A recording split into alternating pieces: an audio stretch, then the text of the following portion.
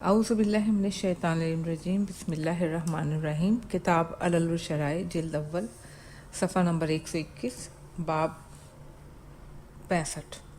بیان کیا ہم سے محمد بن علی ماجلورن رضی اللہ تعالیٰ عنہ نے اپنے چچا محمد بن ابو القاسم سے، انہوں نے احمد بن ابی عبداللہ سے، انہوں نے اپنے والد، انہوں نے محمد بن ابی عمیر، انہوں نے ابی ایوب، انہوں نے ابی بصیر سے، انہوں نے حضرت ابو عبداللہ امام محمد جعفر صادق علیہ السلام سے روایت کی کہ آپ نے ارشاد فرمایا کہ حضرت ایوب علیہ السلام جو اس دنیا کے اندر آزمائش اور امتحان میں مبتلا ہوئے تو اس کی وجہ وہ نعمتیں تھیں جو اللہ تعالیٰ نے ان کو عطا کی تھیں، اور وہ اس پر اللہ تعالیٰ کا شکر ادا کرتے تھے۔ اس زمانے میں ابلیس کے لیے عرش تک کوئی رکاوٹ نہ تھی۔ جب حضرت ایوب علیہ السلام کا یہ عمل شکر گزاری بلند ہو کر وہاں تک پہنچا تو اسے دیکھ کر ابلیس کے دل میں حسد پیدا ہوا۔ اس نے کہا، پروردگار، حضرت ایوب علیہ السلام جو اس طرح شکر ادا کر رہے ہیں وہ صرف اس لیے کہ تو نے ان کو دنیا میں ہر طرح کی نعمتوں سے نوازا ہے۔ اگر ان کے اور ان کی نعمتوں کے درمیان رکاوٹ پیدا کر دی جائے تو تیرا کسی قیمت پر شکر ادا نہیں کریں گے، لہذا مجھے ان کی دنیا پر اختیار دے دے تاکہ تجھے معلوم ہو جائے کہ وہ تیرا کسی نعمت پر شکر ادا نہیں کرتے۔ اللہ تعالیٰ نے ارشاد فرمایا کہ جا، میں نے ان کی دنیا پر تجھے اختیار دے دیا۔ یہ اختیار پا کر وہ آیا اور اس نے ان کی دنیا کو تباہ کر دیا، ان کی اولاد کو ہلاک کر دیا، مگر حضرت ایوب علیہ السلام ہر حال میں اللہ کی حمد کیا کرتے تھے۔ یہ دیکھ کر وہ پھر واپس گیا اور عرض کیا کہ اے پروردگار، حضرت ایوب علیہ السلام کو معلوم ہے کہ یہ دنیا جو ان سے چھین لی گئی ہے تو پھر انہیں واپس کر دے گا۔ اب تو مجھے ان کے بدن پر اختیار دے دے تاکہ تجھے معلوم ہو جائے کہ وہ تیرا کسی نعمت پر شکر نہیں ادا کرتے۔ اللہ تعالیٰ نے فرمایا، اچھا جا، ان کی آنکھ، ان کے دل، ان کی زبان، ان کے کان کو چھوڑ کر میں نے تجھے ان کے پورے بدن کا اختیار دے دیا۔ ابو بصیر کہتے ہیں کہ حضرت امام جعفر صادق علیہ السلام نے فرمایا، یہ سن کر ابلیس فوراً روانہ ہوا کہ مبادا اس کے اور حضرت ایوب کے درمیان رحمت خدا حائل ہو جائے، اور آتے ہی اس نے ان کی ناک میں زہریلی ہوا پھونک دی جس کی وجہ سے ان کے سارے جسم پر دانے نکل آئے۔ نمبر 2، بیان کیا میرے والد رضی اللہ تعالیٰ عنہ نے، انہوں نے کہا کہ بیان کیا ہم سے سعد بن عبداللہ نے، ان سے احمد بن محمد عیسیٰ، انہوں نے حسن بن علی شاہ، انہوں نے درست واسطی سے، انہوں نے کہا کہ امام جعفر صادق علیہ السلام نے فرمایا کہ حضرت ایوب علیہ السلام بغیر کسی گناہ کی مصیبت میں مبتلا ہوئے تھے۔ نمبر 3، اور انہی اسناد کے ساتھ حسن بن علی وشاہ سے روایت ہے، انہوں نے فضل شریع سے، انہوں نے حسین بن مختار سے، انہوں نے ابی بصیر سے، انہوں نے حضرت امام جعفر صادق علیہ السلام سے روایت کی ہے کہ آپ نے ارشاد فرمایا کہ حضرت ایوب علیہ السلام بغیر کسی گناہ کے 7 سال تک مصیبت میں مبتلا رہے۔ نمبر 4، انہی اسناد کے ساتھ حسین بن علی وشاہ سے روایت ہے کہ انہوں نے فضل شریع سے روایت کی، انہوں نے حسن بن ربی بن علی ربی سے، اور پھر انہوں نے امام جعفر صادق علیہ السلام سے روایت کی کہ آپ نے فرمایا کہ حضرت ایوب علیہ السلام بغیر کسی گناہ کے مبتلا مصیبت ہوئے، یہاں تک کہ انہیں جسمانی طور پر عیب لگایا جانے لگا۔ انبیاء علیہ السلام اس عیب لگانے پر صبر نہیں کرتے۔ نمبر 5، بیان کیا ہم سے میرے والد رضی اللہ عنہ نے، انہوں نے بیان کیا ہم سے سعد بن عبداللہ نے روایت کرتے ہوئے احمد بن ابی عبداللہ برکی، انہوں نے اپنے والد، انہوں نے عبداللہ بن یحییٰ بصری، انہوں نے عبداللہ بن مسکان، انہوں نے ابی بصیر سے، انہوں نے کہا کہ ایک مرتبہ ابو الحسن ماضی علیہ السلام سے دریافت کیا کہ حضرت ایوب علیہ السلام جو دنیا کے اندر ابتلا اور مصیبت میں گرفتار ہوئے، اس کا سبب کیا تھا؟ آپ نے فرمایا، اس کا سبب وہ نعمتیں تھیں جو اللہ تعالیٰ نے انہیں عطا کی تھیں اور آپ اس پر اللہ کا شکر ادا کر رہے تھے۔ یہ دیکھ کر ابلیس کے دل میں حسد پیدا ہوا اور اس نے کہا، اے پروردگار، یہ جو ایوب تیرا شکر ادا کر رہے ہیں وہ صرف اس لیے کہ تو نے ان کو دنیا میں نعمتیں ادا کی ہیں، اگر تو انہیں دنیاوی نعمتوں سے محروم کر دے گا تو پھر یہ ابد تک تیرا شکریہ نہ ادا کریں گے۔ اللہ تعالیٰ نے کہا کہ اچھا جاؤ، میں نے تجھے ان کے مال و اولاد پر اختیار دے دیا۔ یہ سن کر ابلیس فوراً آیا، اس نے ان کی مال و اولاد میں کسی کو باقی نہ چھوڑا، مگر جب ابلیس نے دیکھا کہ اس کا حضرت ایوب علیہ السلام پر کوئی اثر نہ ہوا تو کہا، پروردگار، ایوب کو معلوم ہے کہ جو کہ میں نے ان سے چھینا ہے وہ سب تو ان کو واپس کر دے گا، لہذا تو مجھے ان کے بدن پر بھی اختیار دے دے۔ تو کہا گیا کہ اچھا جا، میں نے تجھے ان کے قلب و زبان، آنکھ اور کان کے سوا ان کے سارے بدن پر تجھے اختیار دیا۔ یہ سن کر وہ فوراً اترا کہ ایسا نہ ہو کہ کہیں اس کے ابلیس کے اور حضرت ایوب علیہ السلام کے درمیان اللہ کی رحمت حائل ہو جائے۔ پھر حضرت ایوب علیہ السلام پر بلائیں اور مصیبتیں اور شدید ہو گئیں، اور سب سے آخری مصیبت یہ تھی کہ خود ان کے اپنے اصحاب ان کے پاس آئے اور کہا، اے ایوب علیہ السلام، ایسا تو ہم نے دنیا میں کسی ایک کو بھی نہیں پاتا جو آپ جیسی مصیبتوں میں مبتلا ہو۔ اس کی وجہ آپ علیہ السلام کی وہ بدعمالیاں ہیں جو ہم لوگوں سے پوشیدہ ہیں۔ اس وقت حضرت ایوب علیہ السلام نے اللہ سے مناجات کی کہ پروردگار، تو جانتا ہے کہ جب بھی میرے سامنے دو کام آئے تو میں نے اس کو اختیار کیا جو میرے جسم کے لیے زیادہ سخت اور مشقت ہو، اور کبھی میں نے کھانا نہیں کھایا جب تک میری دسترخوان پر کوئی یتیم موجود نہ ہو۔ اگر تیرے ساتھ بحث کی نشست ہو تو میں اپنے دلائل تیرے سامنے پیش کروں۔ امام علیہ السلام نے پھر فرمایا کہ پھر ان کے اوپر ایک بادل کا ٹکڑا آیا، اس میں سے ایک بولنے والے نے کہا کہ اے ایوب علیہ السلام، اپنے دلائل پیش کرو۔ یہ سن کر حضرت ایوب علیہ السلام کمر بستہ ہوئے اور دو زانو ہو کے بیٹھ گئے اور بولے، تو نے مجھے ان بلاؤں میں مبتلا کیا، حالانکہ تو جانتا تھا کہ جب بھی میرے سامنے دو کام پیش ہوئے تو میں نے ان میں سے وہی اختیار کیا جو میرے بدن کے لیے سخت اور پرمشقت ہے۔ جب تک میرے دسترخوان پہ کوئی یتیم نہ بیٹھے میں نے کبھی کھانا نہیں کھایا۔ امام علیہ السلام نے فرمایا، پھر ایوب علیہ السلام سے ادھر سے کہا گیا، اے ایوب، بتاؤ تمہارے اندر یہ اطاعت کا شوق کس نے پیدا کیا؟ یہ سن کر حضرت ایوب علیہ السلام نے ایک مٹھی خاک اٹھائی اور اپنے منہ میں رکھی اور کہا، اے پروردگار، شوق اطاعت تو نے ہی مجھے عطا کیا ہے۔ باب 66۔ وہ سبب جس کی بنا پر حضرت یونس علیہ السلام کی قوم پر منڈلاتا ہوا عذاب اللہ تعالیٰ نے واپس کر دیا، حالانکہ ان کے علاوہ کسی قوم پر منڈلاتا ہوا عذاب واپس نہیں کیا۔ نمبر 1، بیان کیا علی بن احمد بن محمد رضی اللہ تعالیٰ عنہ، ان سے ہم محمد بن ابی عبداللہ کوفی، ان سے موسیٰ بن عمران نخعی، ان سے ان کی اپنے چچا حسین بن یزید نوفلی، ان سے علی بن سالم، ان سے اپنے والد، ان سے ابو بصیر، اور ان کا بیان ہے کہ ایک مرتبہ میں نے حضرت امام جعفر صادق علیہ السلام سے دریافت کیا کہ کیا سبب تھا کہ جو اللہ تعالیٰ نے حضرت یونس علیہ السلام کی قوم سے عذاب کو پلٹا دیا، حالانکہ وہ ان کے سروں پر سایہ فگن ہو چکا تھا اور ان کے علاوہ اس نے کسی اور امت کے لیے ایسا نہیں کیا۔ تو آپ نے ارشاد فرمایا، اس لیے کہ اللہ تعالیٰ کو علم تھا کہ ان لوگوں کی توبہ کی وجہ سے عذاب واپس ہو جائے گا، اور اس کی خبر اس نے حضرت یونس علیہ السلام کو نہیں دی تاکہ وہ مچھلی کے پیٹ میں آرام سے عبادت کرتے رہیں اور مستحق ثواب و کرامت ہو جائیں۔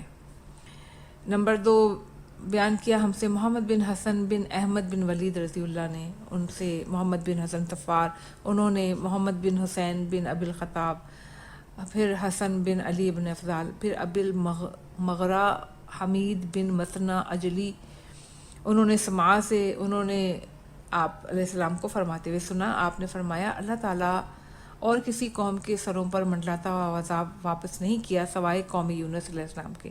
میں نے پوچھا، کیا عذاب ان کے سروں پر سایہ فگن تھا؟ آپ نے فرمایا، ہاں، اتنا قریب سایہ فگن تھا کہ اگر وہ چاہتے تو اپنے ہاتھ سے چھو لیتے۔ میں نے پوچھا، پھر ایسا کیوں ہوا کہ عذاب پلٹ گیا؟ آپ نے فرمایا کہ یہ اللہ تعالیٰ کی علم مشیت میں تھا، جس کی اطلاع کسی کو نہ تھی کہ وہ اس عذاب کو ان سے پلٹا لے گا۔ باب 67۔ وہ سبب جس کی بنا پر اسماعیل بن حسکیل علیہ السلام کو صادق الوعد کہا گیا۔ نمبر 1، بیان کیا ہم سے میرے والد رضی اللہ عنہ نے، ان سے سعد بن عبداللہ، ان سے روایت بن ابی یزید، ان سے علی بن احمد بن اسیم، ان سے سلیمان جعفری، ان سے ابو الحسن رضا علیہ السلام، کیا تمہیں معلوم ہے، آپ نے ارشاد فرمایا، کیا تمہیں معلوم ہے کہ اسماعیل کو صادق الوعد کیوں کہا گیا؟ میں نے عرض کیا، مجھے نہیں معلوم۔ تو آپ نے فرمایا کہ انہوں نے ایک شخص سے وعدہ کر لیا تو وہیں سال بھر انتظار کرتے رہے تھے۔ بیان کیا ہم سے محمد بن حسن بن احمد بن ولید رضی اللہ تعالیٰ عنہ، انہوں نے محمد بن حسن صفار، انہوں نے یعقوب بن یزید، محمد بن ابی عمیر، محمد بن سنان، انہوں نے ایک شخص سے، اور اس نے حضرت امام جعفر صادق علیہ السلام سے روایت کی ہے۔ آپ نے فرمایا کہ وہ اسماعیل جن کے لیے اللہ تعالیٰ نے اپنی کتاب میں فرمایا ہے کہ اس کتاب میں اسماعیل کا ذکر کردہ وعدے کا سچا تھا اور رسول تھا اور نبی تھا، سورہ مریم آیت نمبر 54۔ وہ اسماعیل علیہ السلام ابن ابراہیم علیہ السلام نہ تھے، بلکہ وہ انبیاء میں سے ایک نبی تھے۔ اللہ تعالیٰ نے ان کو ان کی قوم کی طرف مبعوث کیا، ان لوگوں نے ان کو پکڑا، ان کے سر اور چہرے کی کھال بما بالوں کے اتار لی، تو ایک ملک ان کے پاس آیا اور کہا، اللہ تعالیٰ نے مجھے آپ کے پاس بھیجا ہے، آپ جو چاہیں ہمیں حکم دیں۔ انہوں نے کہا، جو امام حسین علیہ السلام کے ساتھ کیا جائے گا، میرے لیے وہی نمونہ عمل کافی ہے۔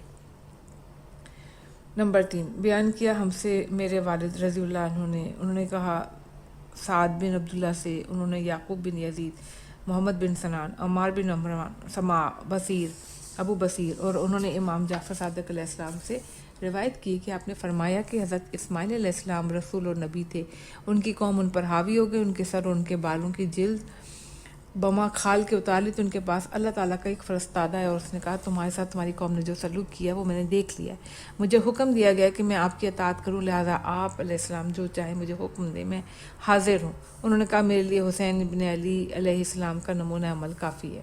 نمبر 4، ہم سے بیان کیا میرے والد رضی اللہ عنہ نے، انہوں نے ان سے محمد بن یحییٰ تار، ان سے محمد بن احمد بن یحییٰ بن عمران اشعری، پھر محمد بن حسین، موسیٰ بن سعدان، عبداللہ بن قاسم، عبداللہ بن سنان۔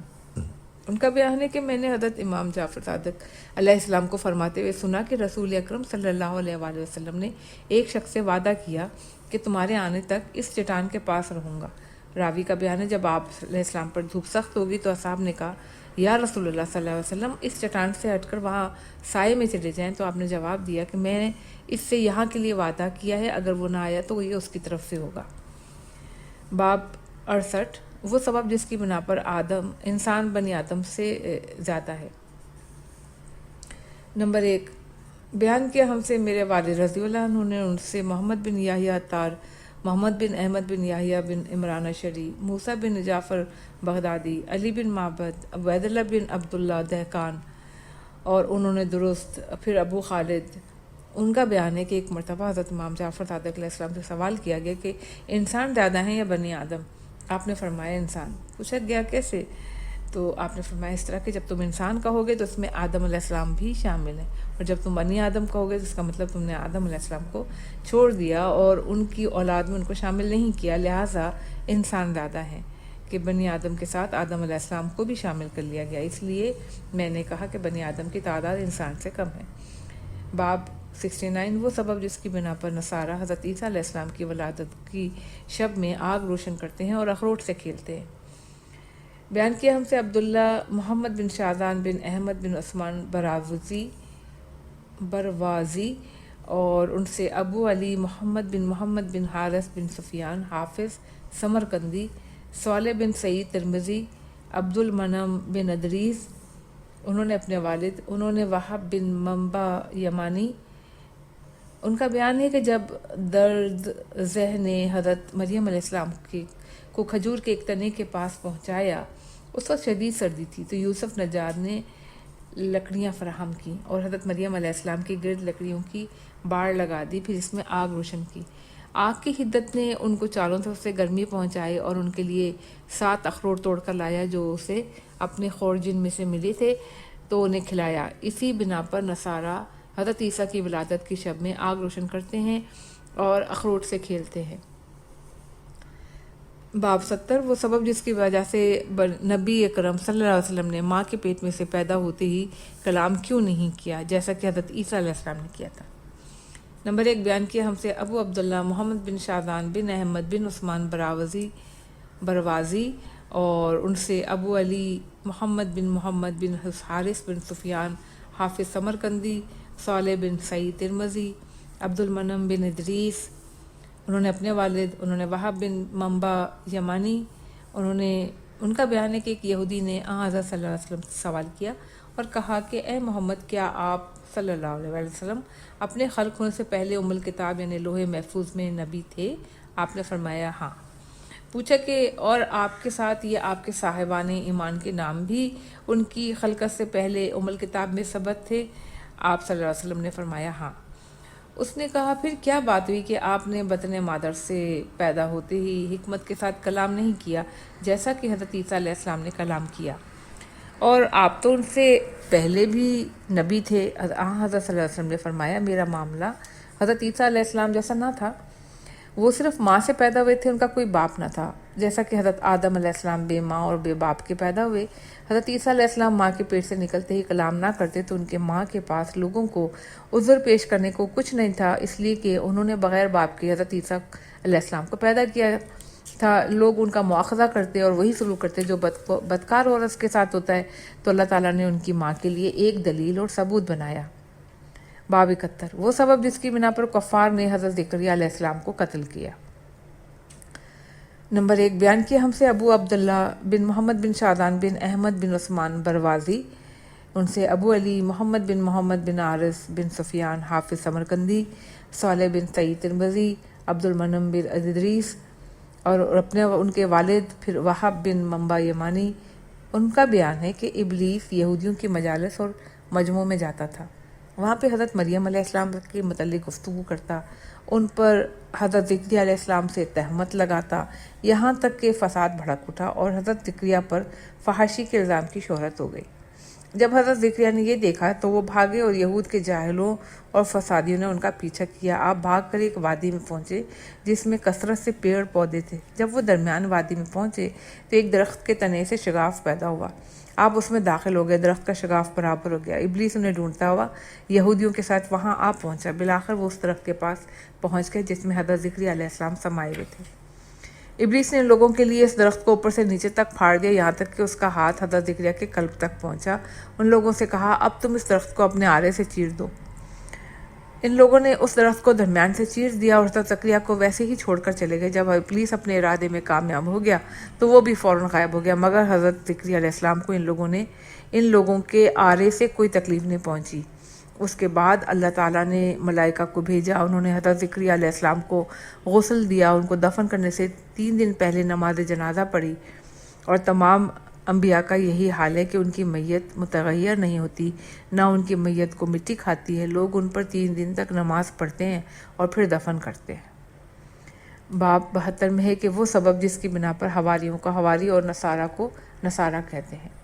بیان کیا ہم سے ابو العباس محمد بن ابراہیم بن اسحاق تالقانی رضی اللہ عنہ نے، انہوں نے کہا بیان کیا ہم سے احمد بن محمد بن سعید کوفی نے، انہوں نے کہا بیان کیا ہم سے علی بن حسن بن علی بن افضال، انہوں نے اپنے والد، انہوں نے کہا کہ ایک مرتبہ امام ابو الحسن رضا علیہ السلام سے عرض کیا کہ حواریوں کو حواری کیوں کہتے ہیں؟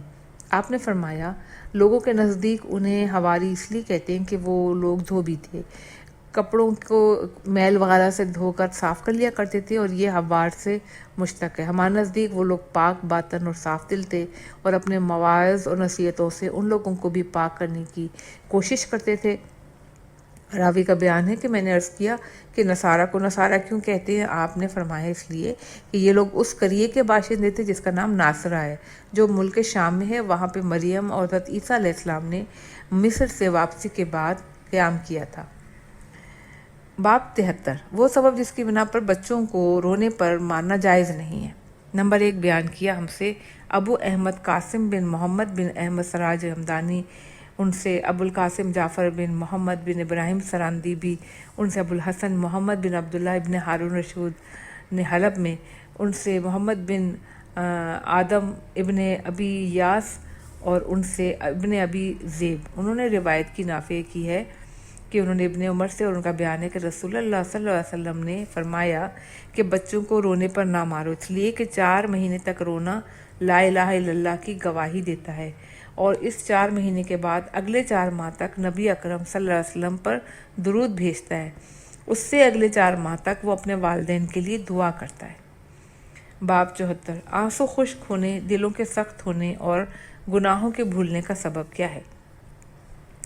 نمبر 1 بیان کیا ہم سے احمد بن حسن قطان، پھر احمد بن محمد بن سعید ہمدانی، پھر علی بن حسن بن افضال، انہوں نے اپنے والد سے، انہوں نے مروان بن مسلم، پھر ثابت بن ابی صفیہ، انہوں نے سعد خفاف، انہوں نے اسبغ بن نبات، انہوں نے حضرت امیر المومنین حضرت علی علیہ السلام سے ارشاد فرمایا کہ آنسو خشک ہوتے ہیں صرف دلوں کی سختی اور بے رحمی سے، اور دل سخت ہوتے ہیں تو صرف گناہوں کی کثرت کی وجہ سے۔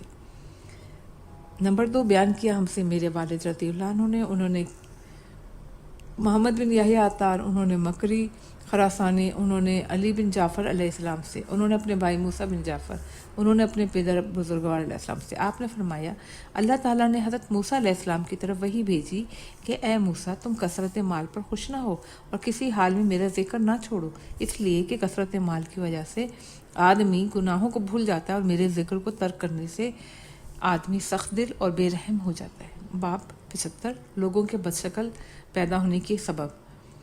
بیان کیا ہم سے میرے والد رضی اللہ عنہ انہوں نے محمد بن یحییٰ عطار، پھر محمد بن احمد بن محمد، پھر انہوں نے اپنے والد انہوں نے حسن بن عطیہ انہوں نے ابن ابی عزا فرسیرفی اور انہوں نے امام جعفر صادق علیہ السلام سے ارشاد فرمایا کہ یہ لوگ جو بد شکل ہوتے ہیں انہیں تم دیکھتے ہو؟ میں نے کہا جی ہاں۔ آپ نے فرمایا یہ وہی لوگ ہیں جن کے ماں باپ حالت حیض میں ہم بستر ہوئے تھے۔ باب 76 وہ سبب جس کی بنا پر آفتیں اور بیماریاں زیادہ تر محتاجوں میں ہوتی ہیں۔ بیان کیا میرے والد رحم اللہ نے انہوں نے سعد بن عبداللہ انہوں نے یعقوب بن یزید انہوں نے محمد بن ابی عمیر انہوں نے حفص بن بختری انہوں نے حضرت امام جعفر صادق علیہ السلام آپ نے فرمایا کہ آفتیں اور بیماریاں عام طور پر محتاجوں میں اس لیے رکھی گئی ہیں تاکہ وہ چھپ نہ سکیں۔ اگر دولت مندوں میں رکھی جاتی تو یہ لوگ ان کو چھپا لیتے۔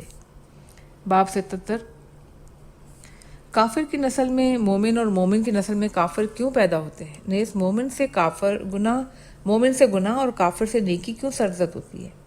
بیان کیا ہم سے میرے والد رحم اللہ ان سے سعد بن عبداللہ پھر احمد بن محمد بن عیسیٰ پھر حسن بن علی بن افضال اور ان سے ہمارے بعض صاحب انہوں نے حضرت امام جعفر صادق علیہ السلام سے آپ نے فرمایا اللہ تعالیٰ نے ایک میٹھا پانی خلق کیا ہے، اس سے اپنے اطاعت گزاروں کو پیدا کیا، ایک کڑوا پانی خلق کیا، اس سے اپنے نافرمان بندوں کو پیدا کیا، اور پھر ان دونوں کو حکم دیا کہ وہ آپس میں مخلوط ہو گئے۔ اگر یہ نہ ہوتا اور دونوں الگ ہوتے تو پھر مومن سے صرف مومن اور کافر سے صرف کافر ہی پیدا ہوتے۔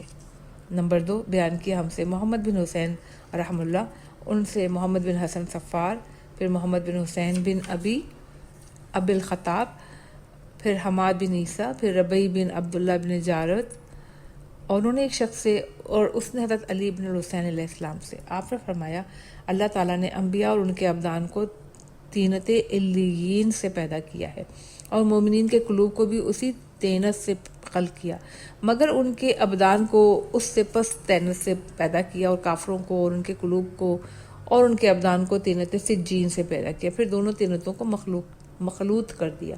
اسی بنا پر مومن کی نسل سے کافر پیدا ہوتا ہے اور کافر کی نسل سے مومن۔ نیز اسی وجہ سے مومن سے گناہ سرزد ہوتے ہیں اور کافر سے نیکی سرزد ہوتی ہے، بس مومنین کے قلوب اپنی طینت کی طرف مائل ہوتے ہیں اور کافروں کے قلوب اپنی طینت کی طرف مائل ہوتے ہیں۔ نمبر 3 بیان کیا ہم سے محمد بن علی ماجیلویہ نے اور ان سے محمد بن یحییٰ عطار پھر حسین بن حسن بن ابان محمد بن اورما عمر بن عثمان انہوں نے منکری پھر عمر بن ثابت انہوں نے اپنے والد پھر انہوں نے حبہ عرفی انہوں نے حضرت علی علیہ السلام سے آپ نے فرمایا اللہ تعالیٰ نے حضرت آدم علیہ السلام کو زمین کی بالائی سے تاکہ مٹی سے پیدا کیا تو اس میں کچھ مٹی شور تھی، کچھ نمکین، کچھ پاک و شیریں تھی، اسی بنا پر ان کی ذریت میں کچھ صالح پیدا ہوئے، کچھ غیر صالح، کچھ ناخلف۔ بیان کیا ہم سے محمد بن موسیٰ بن متوکل پھر محمد بن یحییٰ حسین بن حسن محمد بن اورما محمد بن سنان معاویہ بن شری انہوں نے حضرت امام جعفر صادق علیہ السلام سے آپ علیہ السلام نے فرمایا کہ اللہ تعالیٰ نے ایک پانی جاری کیا، اس سے کہا تو شیریں سمندر بن جا، میں تجھ سے اپنی جنت اور اطاعت گزاروں کو پیدا کروں گا۔ پھر اللہ تعالیٰ نے ایک اور پانی پیدا کیا، اس سے کہا تو نمکین سمندر بن جا، میں تجھ سے اپنے جہنم اور اپنے نافرمان بندوں کو پیدا کروں گا۔ پھر اللہ تعالیٰ نے ان دونوں کو آپس میں ملا دیا۔ یہی وجہ ہے کہ مومن کی نسل سے کافر پیدا ہوتے ہیں، کافر کی نسل سے مومن۔ اگر ان دونوں کو مخلوط نہ کرتا تو اس سے اس کے مثل پیدا ہوتے اور اس سے اس کی مثل پہ یعنی مومن سے مومن اور کافر سے کافر۔ نمبر 5 بیان کیا میرے والد رحم اللہ نے بیان کیا ہم سے سعد بن عبداللہ نے انہوں نے کہا بیان کیا ہم سے احمد بن محمد بن عیسیٰ پھر حسن بن علی بن فضال عبداللہ بن سنان انہوں نے امام جعفر صادق علیہ السلام سے ایک طویل روایت کے آخر میں یہ فرمایا کہ جو تم اپنے صحاب میں بدخلقی اور بےہودگی دیکھتے ہو تو یہ بائیں طرف کے اصحاب سے مخلوط ہونے کا ان میں اثر آ گیا ہے، اور یہ جو تم اپنے مخالف گروہ میں خوش خلقی اور وقار دیکھتے ہو تو وہ دائیں جانب کے اصحاب سے مخلوط ہونے سے ان میں اثر آ گیا۔ نمبر 6 بیان کیا ہم سے محمد بن حسن نے ان سے محمد بن حسن صفار محمد بن حسن بن ابی الخطاب محمد بن سنان عبداللہ بن سنان انہوں نے حضرت امام جعفر صادق علیہ السلام سے راوی کا بیان ہے کہ میں نے آن جناب علیہ السلام سے اول مخلوق کے لیے سوال کیا تو آپ نے فرمایا سب سے پہلے اللہ تعالیٰ نے وہ شے پیدا کی جس سے ہر شے کو پیدا کیا۔ میں نے پوچھا وہ شے کیا ہے، میں آپ پہ قربان جاؤں؟ فرمایا پانی۔ اللہ تبارک و تعالیٰ نے پانی کو 2 سمندروں کی شکل میں پیدا کیا، ایک شیریں اور دوسرا نمکین۔ جب دونوں پانیوں کو پیدا کیا تو ایک نظر شیریں سمندر کو دیکھا اور کہا کہ اس سمندر نے کہا کہ لبیک و صادق۔ اللہ تعالیٰ نے کہا مجھ میں تیری برکت ہے،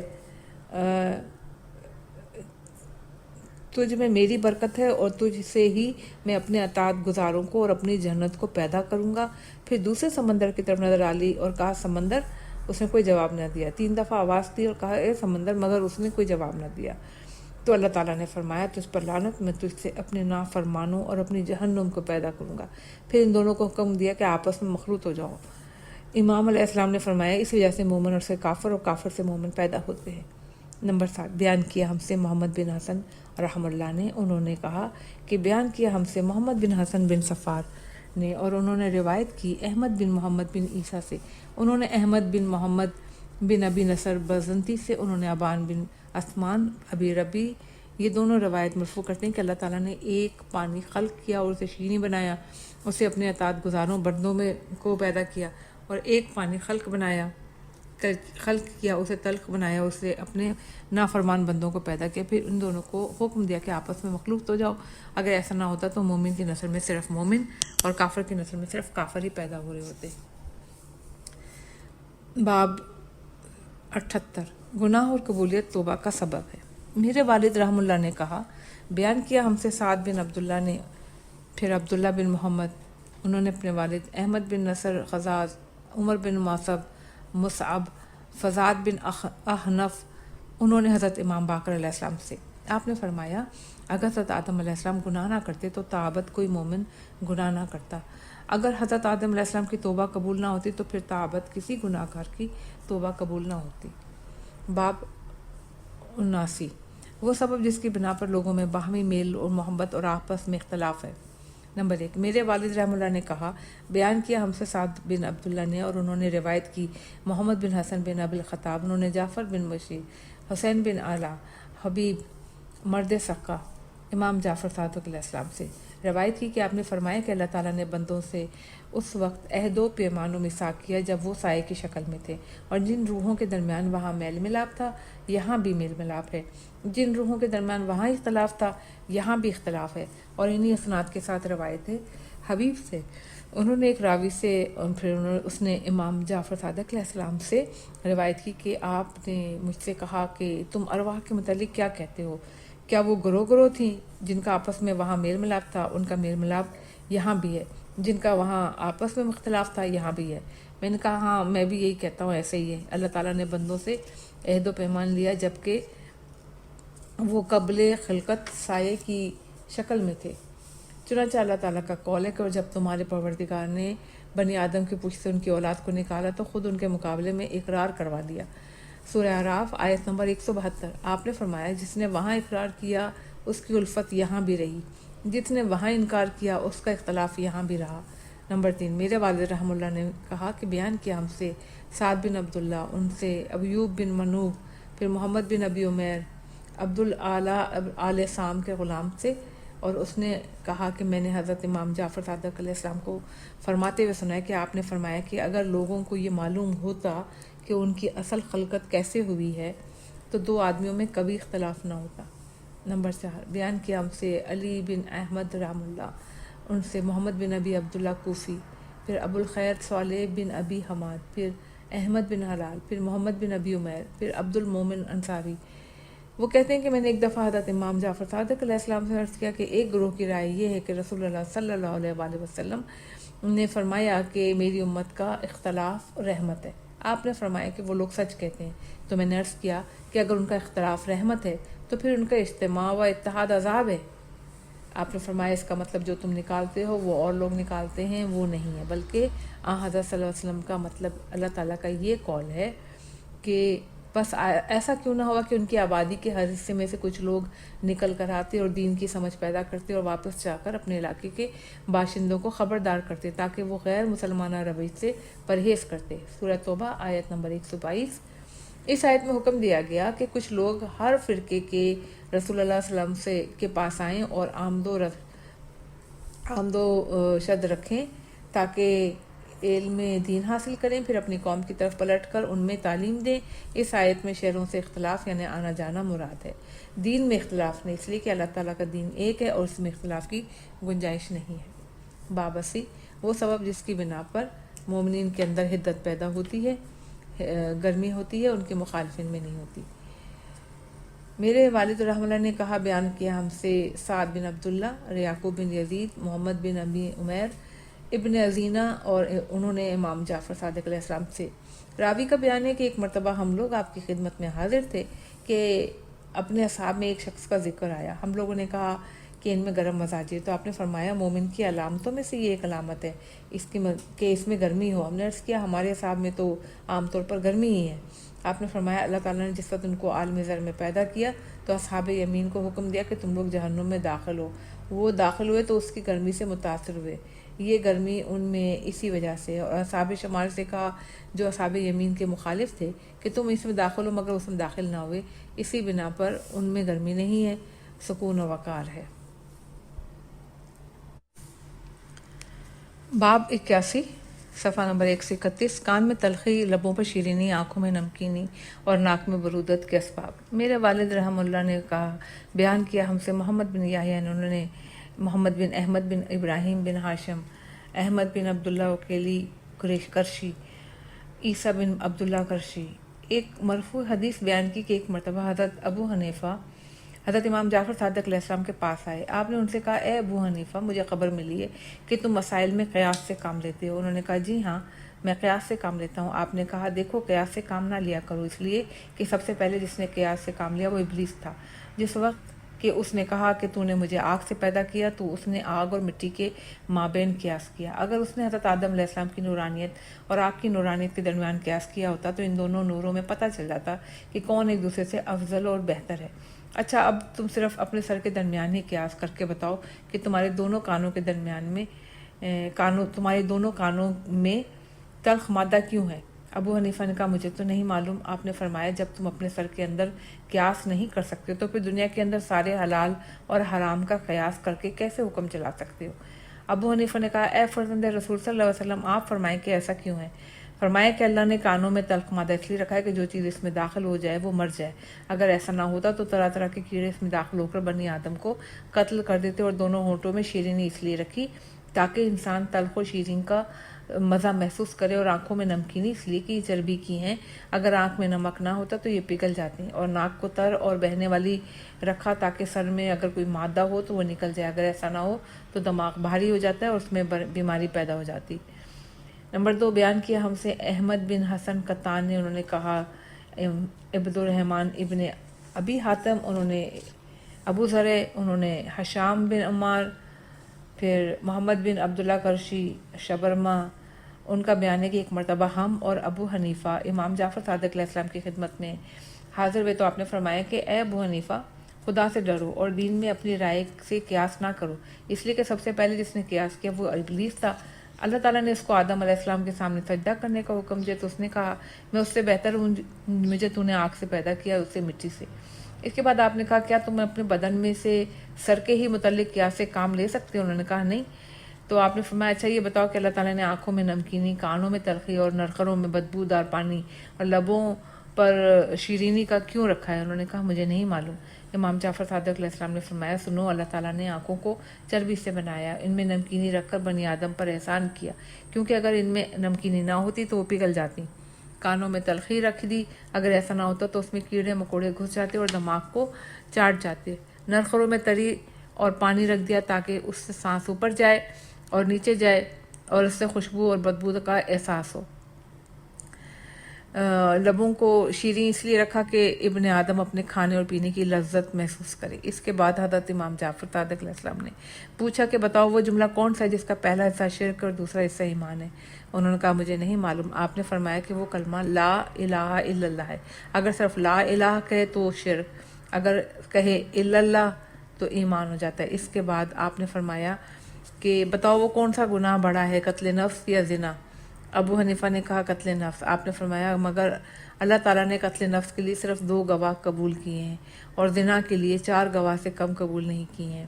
یہ بتاؤ نماز بڑی چیز ہے یا روزہ؟ ابو حنیفہ نے کہا، نماز۔ آپ نے فرمایا کہ پھر زن حائضہ کے لیے یوں کیوں حکم ہے کہ اپنے روزوں کی قضا رکھے اور نماز کی قضا نہ رکھے؟ اب تمہارا قیاس کہاں رہا؟ لہٰذا اللہ تعالیٰ سے ڈرو اور قیاس مت کرو۔ نمبر 3، میرے والد رحم اللہ نے کہا، ہم سے بیان کیا سعد بن عبداللہ نے، انہوں نے روایت کیا احمد بن ابی عبداللہ برقی، محمد بن علی سے، عیسیٰ بن عبداللہ قرشی، اور انہوں نے یہ روایت مرفوع کی اور کہا کہ ایک مرتبہ ابو حنیفہ حضرت امام جعفر صادق علیہ السلام کی خدمت میں آئے تو آپ نے پوچھا، ابو حنیفہ مجھے تک خبر پہنچی ہے کہ تم دین میں اپنے قیاس سے فتویٰ دیتے ہو؟ ان کا جی ہاں، میں قیاس کر لیتا ہوں۔ آپ نے فرمایا یہ بری بات ہے، قیاس نہ کیا کرو، کہ سب سے پہلے جس نے قیاس کیا تھا وہ ابلیس تھا۔ اس نے کہا مجھے تو نے آگ سے پیدا کیا اور اسے مٹی سے۔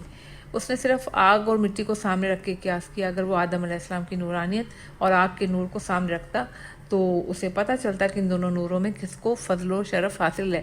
اچھا ذرا تم اپنے جسم میں سے صرف سر کے متعلق میرے سامنے قیاس کر کے بتاؤ کہ دونوں کانوں میں تلخی کیوں ہے، دونوں آنکھیں نمکین کیوں ہیں، دونوں لب شیرین کیوں ہیں، ناک میں تری کیوں ہے؟ حضرت ابو حنیفہ نے کہا مجھے نہیں معلوم۔ تو آپ نے ارشاد فرمایا کہ جب تم اپنے سر کے متعلق قیاس نہیں کر سکتے تو پھر قیاس کے ذریعے حرام اور حلال کیسے بتا سکتے؟ انہوں نے کہا فضل رسول صلی اللہ علیہ وسلم آپ بتائیں کہ ایسا کیوں ہے؟ تو آپ نے فرمایا اللہ تعالیٰ نے کانوں کا مادہ تلخ رکھا تاکہ اس میں کوئی کیڑا مکوڑا نہ گھس جائے اور اس سے آدمی نہ مر جائے۔ اگر ایسا نہ ہوتا تو کیڑے مکوڑے انسان کو مار ڈالتے۔ اور آنکھوں کو نمکین اس لیے قرار دیا کہ اس لیے کہ یہ دونوں چربی کی ہیں، اگر نمکین نہ ہوں تو پگھل جائیں۔ لبوں کو شیرین قرار دیا تاکہ ابن آدم میٹھے اور کڑوے کا مزہ پا سکیں۔ ناک کو تر اور بہتا ہوا اس لیے بنایا کہ تاکہ سر میں جو بیماری ہو اس کو خارج کر دے۔ اگر ایسا نہ ہوتا تو دماغ بھاری ہو جاتا اور مرض میں مبتلا ہو جاتا۔ احمد بن ابی عبداللہ کہتے ہیں کہ بعض نے یہ روایت کی ہے کہ آپ نے فرمایا کہ کانوں میں تلخی اس لیے کہ ان دونوں کا علاج ممکن نہیں، اور لبوں کے ذکر کے موقع پر فرمایا اس میں شیرین لعاب پیدا کر دیا تاکہ کھانے اور پینے کے مزے کی تمیز کر سکے۔ ناک کے ذکر میں فرمایا کہ اگر ناک کے اندر برودت نہ ہوتی تو اس میں روکنے کی طاقت نہ ہوتی، چنانچہ اس کی حرارت سے دماغ پگھل کر بہہ جاتا۔ نمبر 4، احمد بن ابی عبداللہ نے بیان کیا، اس کی روایت کی کہ معاذ بن عبداللہ، ان سے بشیر بن یحییٰ عمری، انہوں نے ابن ابی لیلہ، ان سے ہم اور نعمان یعنی کہ ابو حنیفہ کا نام نعمان تھا، نون عین میم الف نون۔ حضرت امام جعفر صادق علیہ السلام کی خدمت میں حاضر ہوئے۔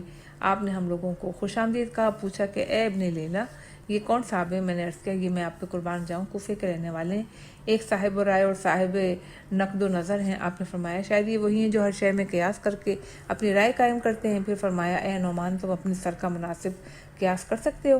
انہوں نے کہا نہیں۔ آپ نے فرمایا جب تم اپنے سر کے متعلق قیاس نہیں کر سکتے تو اور چیزوں کے متعلق کیا قیاس کر سکو گے؟ اچھا بتاؤ آنکھوں میں نمکینی کیوں ہے، کانوں میں تلخی کیوں ہے، ناک کے نرخرے میں تری اور کیوں، اور منہ کے اندر شیرینی کیوں ہے؟ انہوں نے کہا یہ تو مجھے نہیں معلوم۔ آپ نے فرمایا تمہیں وہ کلمہ معلوم ہے جس کا پہلا حصہ شرک اور دوسرا حصہ ایمان ہے؟ ان کا نہیں مجھے نہیں معلوم۔ ابن ابی لیلہ نے کہا میں آپ پہ قربان جن چیزوں کا آپ نے ذکر فرمایا اس کی وضاحت سے ہم لوگوں کو محروم نہ چھوڑیں۔ آپ نے فرمایا بہتر ہے مجھ سے سنو کہ میں بیان کیا کہ میرے پدر بزرگان نے اپنے آبائے طاہرین کے واسطے سے روایت کرتے ہوئے رسول اکرم صلی اللہ علیہ وسلم نے ارشاد فرمایا کہ اللہ تعالیٰ نے بنی آدم کی دونوں آنکھوں کو 2 چربی کے ٹکڑوں سے بنایا اور ان میں نمکینی رکھ دی، اگر ایسا نہ کرتا تو پگھل کر بہہ جاتی، ان میں کوئی خس و خشاک پڑ جاتا تو وہ بہت اذیت دیتا، یہ نمکینی اس کو نکال کر پھینک دیتی۔ اور کانوں میں جو تلخی رکھی ہے وہ دماغ کے لیے ایک حجاب ہے، اگر کان میں کوئی کیڑا مکوڑا پڑ جائے تو فوراً سے نکل بھاگنے کی کوشش کرتا ہے، اگر یہ تلخی نہ ہو تو دماغ تک پہنچ جائے۔ اور ناک میں تری کو بھی دماغ کی حفاظت کے لیے رکھا کہ اگر اس میں نہ ہو تری تو دماغ گرمی سے پگھل کر بہہ جائے۔ منہ میں شیرینی رکھی یہ بنی آدم پر اللہ تعالیٰ کا احسان ہے تاکہ وہ کھانے پینے کی لذت حاصل کر سکے، اور وہ کلمہ جس کا اول شرک اور آخری ایمان ہے وہ ہے لا الہ الا اللہ، کہ اس کا اول کفر ہے اور آخری ایمان ہے۔ پھر آپ نے فرمایا اے نعمان قیاس چھوڑو اس لیے کہ میرے والد نے اپنے آبائے کرام سے روایت کی ہے کہ رسول اکرم صلی اللہ علیہ وسلم نے فرمایا کہ جو شخص دین میں قیاس سے کام لے گا وہ اپنی رائے سے تو اس کو اللہ تعالیٰ جہنم میں ابلیس کا ہم نشین کرے گا، اس لیے کہ سب سے پہلے اس نے قیاس سے کام لیا تھا، اور جس وقت اس نے یہ کہا تھا کہ تو نے مجھے آگ سے پیدا کیا اس کو مٹی سے، لہذا رائے اور قیاس کو چھوڑو۔ اس کے تو وہ لوگ قائل ہیں جو دینی احکامات کے لیے کوئی دلیل حجت نہیں رکھتے، اس لیے کہ دین الہی لوگوں کی رائے اور قیاسات سے نہیں وضع کیا گیا۔ نمبر 5 بیان کیا ہم سے میرے والد محمد بن حسن رحم اللہ، ان سے سعد بن عبداللہ، ان سے احمد بن ابی عبداللہ برقی، پھر ابو زہیر بن شبیب بن انس اور انہوں نے اپنے بعض اصحاب انہوں نے روایت کیا کہ حضرت امام جعفر صادق علیہ السلام سے کہ راوی کا بیان ہے کہ ایک مرتبہ حضرت امام جعفر صادق علیہ السلام کی خدمت میں حاضر ہوا تھا تو ایک کندی نوجوان آیا، اس نے ایک مسئلے میں فتویٰ پوچھا، آپ نے فتویٰ بتایا، وہ واپس کوفہ چلا گیا۔ پھر کچھ دن بعد میں ابو حنیفہ کی خدمت میں گیا تو اتفاق سے اسی کندی نوجوان نے ان صاحب سے بینہ یہی مسئلہ پوچھا تو ان کا فتویٰ امام کے بالکل برعکس تھا۔ یہ سن کر میں کھڑا ہو گیا اور کہا کہ افسوس ہے ابو حنیفہ، میں نے حج کے موقع پر امام جعفر صادق علیہ السلام کی خدمت میں سلام کے لیے جب حاضر ہوا تھا تو اسی نوجوان کندی نے آن جناب سے بینہ یہی فتویٰ پوچھا تو ان کا فتویٰ تمہارے فتوے سے بالکل برعکس تھا۔ ابو حنیفہ نے کہا جعفر ابن محمد کیا جانتے ہیں، مجھ کو ان سے زیادہ علم ہے، میں لوگوں سے ملا ہوں اور لوگوں کے منہ سے سنا ہے کہ ابن محمد صرف صحفی ہے، انہوں نے کتاب سابقہ سے علم حاصل کیا، تو میں نے اپنے دل میں کہا خدا کی قسم میں ایک حج ضرور کروں گا، خواہ مجھے گھٹنوں چل کر جانا پڑے۔ پھر حج کی فکر میں لگا رہا، آخر حج کا موقع ملا، میں نے حج کیا۔ اب حضرت امام جعفر صادق علیہ السلام کی خدمت میں پہنچا، ابو حنیفہ کی بات انہیں بتائی، آپ یہ سن کر ہنسے اور فرمایا اس کا یہ کہنا کہ میں صحیفی ہوں تو یہ تو درست ہے، میں نے اپنے آبا ابراہیم و موسیٰ علیہ السلام کے صحیفے پڑھے ہیں۔ میں نے عرض کیا پھر اور کسی کے پاس اس طرح کے صحیفے کہاں ہیں؟ راوی کا بیان ہے کہ ابھی تھوڑی دیر ہوئی تھی کہ کسی نے دروازے پر دستک دی، آپ کے پاس اصحاب کا مجمع تھا، آپ نے خادم سے کہا دیکھو کون ہے۔ خادم نے جا کر دیکھا اور کہا ابو حنیفہ ہیں۔ آپ علیہ السلام نے فرمایا بلا لو۔ ابو حنیفہ اندر آئے اور سلام کیا اور آپ نے جواب دیا۔ انہوں نے کہا اللہ آپ کا بھلا کرے، کیا بیٹھنے کی اجازت ہے، مگر آپ اپنے اصحاب کی طرف متوجہ رہے اور ان سے محو گفتگو رہے اور ان کی طرف ملتفت نہیں ہوئے۔ پھر ابو حنیفہ نے دوسری تیسری دفعہ پوچھا مگر آپ ملتفت نہ ہوئے تو ابو حنیفہ بلا اجازت بیٹھ گئے۔ جب آپ کو اس بات کا علم ہو گیا کہ وہ بیٹھ گئے ہیں تو ادھر ملتفت ہوئے اور فرمایا ابو حنیفہ صاحب کہاں ہیں؟ ان لوگوں نے کہا وہ یہاں پہ بیٹھے ہوئے ہیں۔ حضرت امام جعفر صادق علیہ السلام نے پوچھا آپ فقیہ اہل عراق ہیں؟ انہوں نے کہا جی ہاں۔